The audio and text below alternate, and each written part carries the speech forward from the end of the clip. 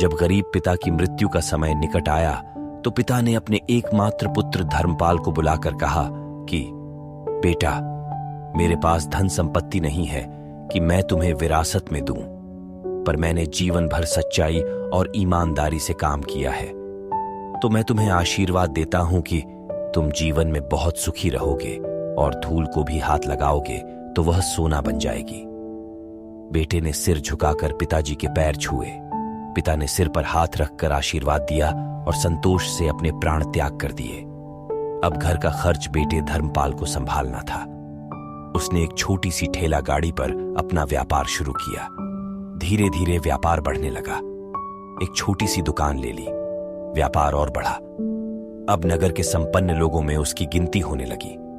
उसको विश्वास था कि यह सब मेरे पिता के आशीर्वाद का ही फल है, क्योंकि उन्होंने जीवन में दुख उठाया पर कभी धैर्य नहीं छोड़ा, श्रद्धा नहीं छोड़ी, प्रामाणिकता नहीं छोड़ी। इसीलिए उनकी वाणी में बल था और उनके आशीर्वाद फलीभूत हुए और मैं सुखी हुआ। उसके मुंह से बार बार यह बात निकलती थी। एक दिन एक मित्र ने पूछा, तुम्हारे पिता में इतना बल था तो वह स्वयं संपन्न क्यों नहीं हुए, सुखी क्यों नहीं हुए? धर्मपाल ने कहा, मैं पिता की ताकत की बात नहीं कर रहा हूं, मैं उनके आशीर्वाद की ताकत की बात कर रहा हूं। इस प्रकार वह बार बार अपने पिता के आशीर्वाद की बात करता तो लोगों ने उसका नाम ही रख दिया, बाप का आशीर्वाद। धर्मपाल को इससे बुरा नहीं लगता। वह कहता कि मैं अपने पिता के आशीर्वाद के काबिल निकलूं, यही चाहता हूं। ऐसा करते हुए कई साल बीत गए। वह विदेशों में व्यापार करने लगा। जहां भी व्यापार करता उससे बहुत लाभ होता। एक बार उसके मन में आया कि मुझे लाभ ही लाभ होता है, तो मैं एक बार नुकसान का अनुभव करूं। तो उसने अपने एक मित्र से पूछा कि ऐसा व्यापार बताओ कि जिसमें मुझे नुकसान हो। मित्र को लगा कि इसको अपनी सफलता का और पैसों का घमंड आ गया है। इसका घमंड दूर करने के लिए इसको ऐसा धंधा बताऊं कि इसको नुकसान ही नुकसान हो। तो उसने उसको बताया कि तुम भारत में लौंग खरीदो और जहाज में भरकर अफ्रीका के जंजीबार में जाकर बेचो। धर्मपाल को यह बात ठीक लगी। जंजीबार तो लौंग का देश है।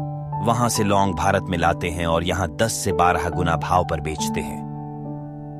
भारत में खरीद करके जंजीबार में बेचें तो साफ नुकसान सामने दिख रहा है, परंतु धर्मपाल ने तय किया कि मैं भारत में लौंग खरीदकर जंजीबार खुद लेकर जाऊंगा। देखूं कि पिता के आशीर्वाद कितना साथ देते हैं। नुकसान का अनुभव लेने के लिए उसने भारत में लौंग खरीदे और जहाज में भरकर खुद उनके साथ जंजीबार द्वीप पहुंचा। जंजीबार में सुल्तान का राज्य था। धर्मपाल जहाज से उतर करके और लंबे रेतीले रास्ते पर जा रहा था वहां के व्यापारियों से मिलने को। उसे सामने से सुल्तान जैसा व्यक्ति पैदल सिपाहियों के साथ आता हुआ दिखाई दिया। उसने किसी से पूछा कि यह कौन है? उन्होंने कहा, यह सुल्तान है। सुल्तान ने उसको सामने देखकर उसका परिचय पूछा।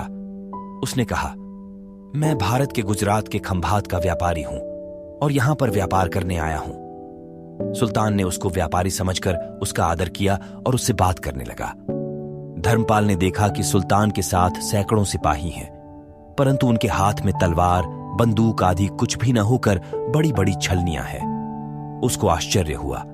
उसने विनम्रता पूर्वक सुल्तान से पूछा, आपके सैनिक इतनी छलनी लेकर के क्यों जा रहे हैं? सुल्तान ने हंसकर कहा, बात यह है कि आज सवेरे मैं समुद्र तट पर घूमने आया था, तब मेरी उंगली में से एक अंगूठी यहां कहीं निकल कर गिर गई। अब रेत में अंगूठी कहां गिरी पता नहीं, तो इसीलिए मैं इन सैनिकों को साथ लेकर आया हूं। ये रेत छानकर मेरी अंगूठी उसमें से तलाश करेंगे। धर्मपाल ने कहा, अंगूठी बहुत महंगी होगी। सुल्तान ने कहा, नहीं, उससे बहुत अधिक कीमत वाली अनगिनत अंगूठी मेरे पास है, पर वह अंगूठी एक फकीर का आशीर्वाद है।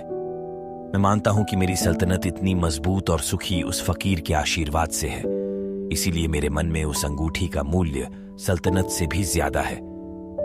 इतना कहकर के सुल्तान ने फिर पूछा, बोलो सेठ, आप क्या माल लेकर आए हो? धर्मपाल ने कहा कि लौंग। सुल्तान के आश्चर्य का ठिकाना नहीं रहा। यह तो लौंग का ही देश है सेठ, यहां लौंग बेचने आए हो? किसने आपको ऐसी सलाह दी? जरूर वह कोई आपका दुश्मन होगा। यहां तो 1 पैसे में मुट्ठी भर लौंग मिलते हैं। यहां लौंग को कौन खरीदेगा और तुम क्या कमाओगे? धर्मपाल ने कहा, मुझे यही देखना है कि यहां भी मुनाफा होता है या नहीं। मेरे पिता के आशीर्वाद से आज तक मैंने जो धंधा किया उसमें मुनाफा ही मुनाफा हुआ। तो अब मैं देखना चाहता हूं कि उनके आशीर्वाद यहां भी फलते हैं या नहीं। सुल्तान ने पूछा, पिता के आशीर्वाद, इसका क्या मतलब? धर्मपाल ने कहा, मेरे पिता सारे जीवन ईमानदारी और प्रामाणिकता से काम करते रहे, परंतु धन नहीं कमा सके। उन्होंने मरते समय मुझे भगवान का नाम लेकर मेरे सिर पर हाथ रखकर आशीर्वाद दिए थे कि तेरे हाथ में धूल भी सोना बन जाएगी।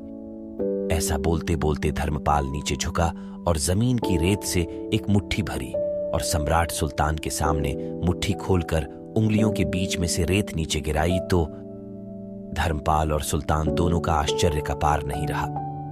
उसके हाथ में एक हीरे जड़ित अंगूठी थी। ये वही सुल्तान की गुम्मी हुई अंगूठी थी। अंगूठी देखकर सुल्तान बहुत प्रसन्न हो गया। बोला, वाह खुदा, आपकी करामात का पार नहीं।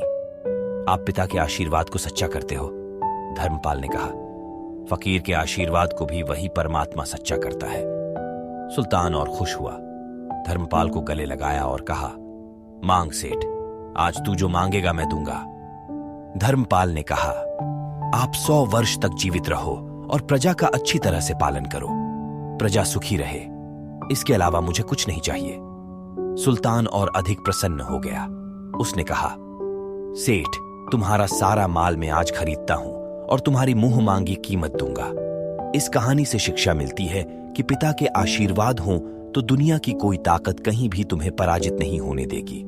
पिता और माता की सेवा का फल निश्चित रूप से मिलता है। आशीर्वाद जैसी और कोई संपत्ति नहीं। बालक के मन को जानने वाली मां और भविष्य को संवारने वाले पिता, यही दुनिया के 2 महान ज्योतिषी है। अपने बुजुर्गों का सम्मान करें, यही भगवान की सबसे बड़ी सेवा है।